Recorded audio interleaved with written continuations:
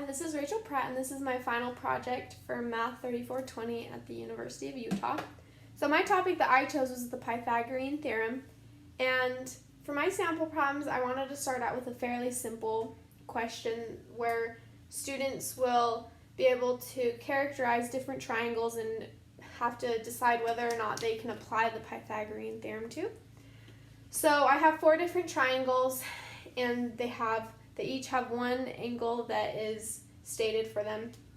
And so when going through this problem, all I would do is go through each triangle and have our students characterize whether they're an acute triangle, an obtuse, or a right triangle, and then from there decide whether or not we could apply the Pythagorean theorem to, since we can only do it for right triangles.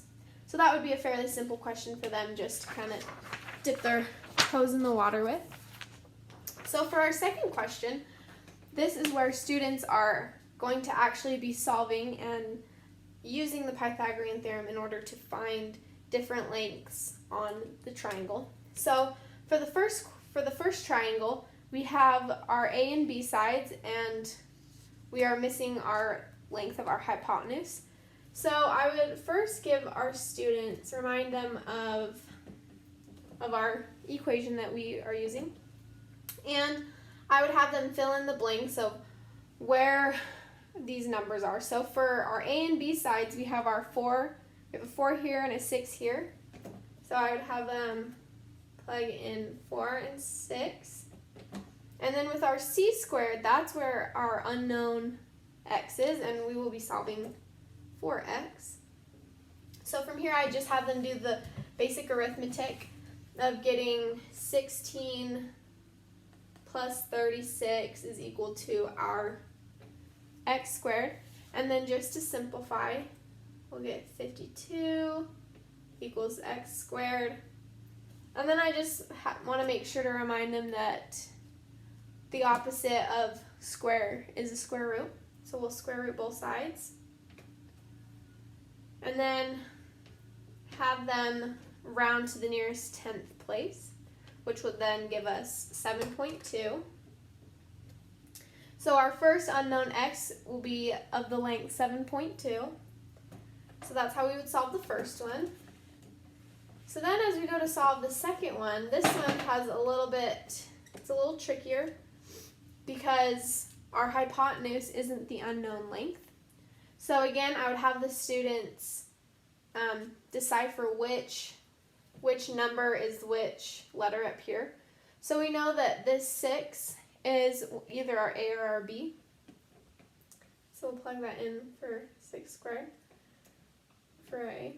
And then from here, I would have the students decide which side is our hypotenuse, or our C, and which side is our B.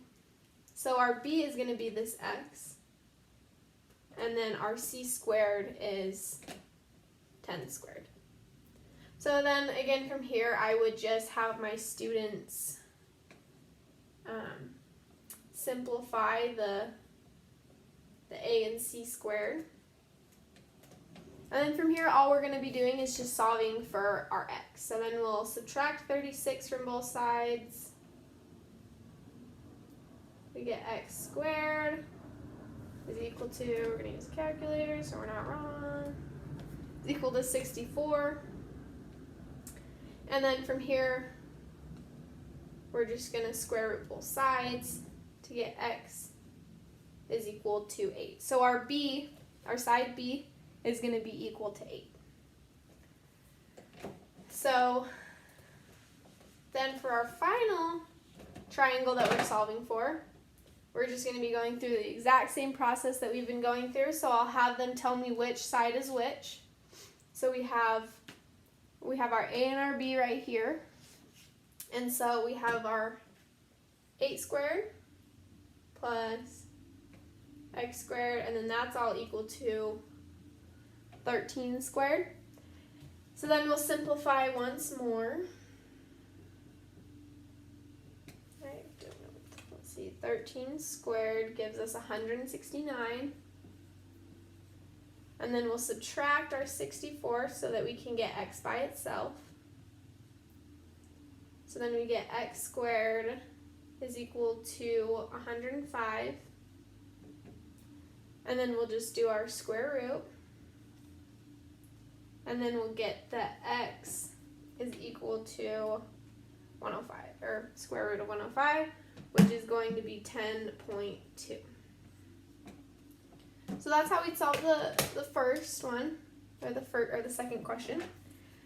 So then as we go to our final question is an applied problem, where we could give students, they are always asking about how are we going to use this in the real world.